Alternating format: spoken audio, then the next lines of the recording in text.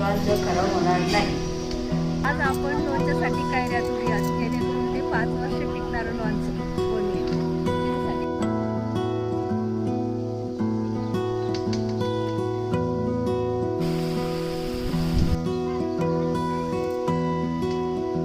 कैऱ्या चांगल्या धुवून घेऊ, कपड्याने चांगल्या पुसून घ्यायच्या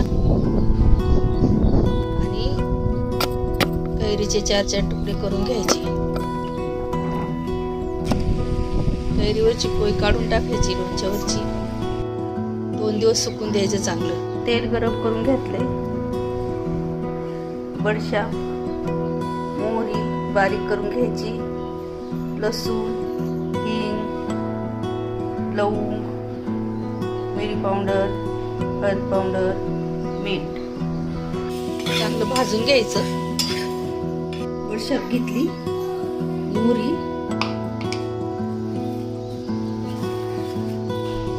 जिरी, धने,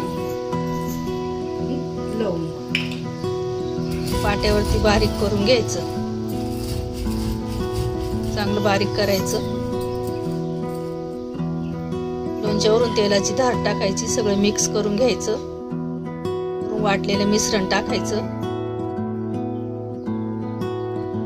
हळद पावडर घालायची, लसूण घालायचा, मीठ घालायचं,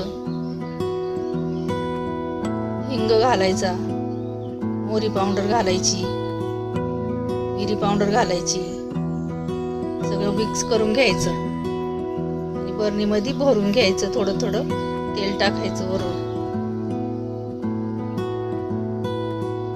पूर्ण तेल भरून घ्यायची बरणी, जेणेकरून लोणचं खराब होऊ नये म्हणून. झाकण घालून ठेवायचं. गोड लोणच्यासाठी गूळ घेऊया, साखर घेऊया, मिरची पावडर घेऊ. चांगली मिक्स करून घेऊ. चांगली मिक्स करून घ्यायचं. बरणीत भरून घ्यायचं. वरून तेल वतायचं. पूर्ण लोणच्याच्या वरती तेल आलं पाहिजे, जेणेकरून लोणचं खराब होत नाही.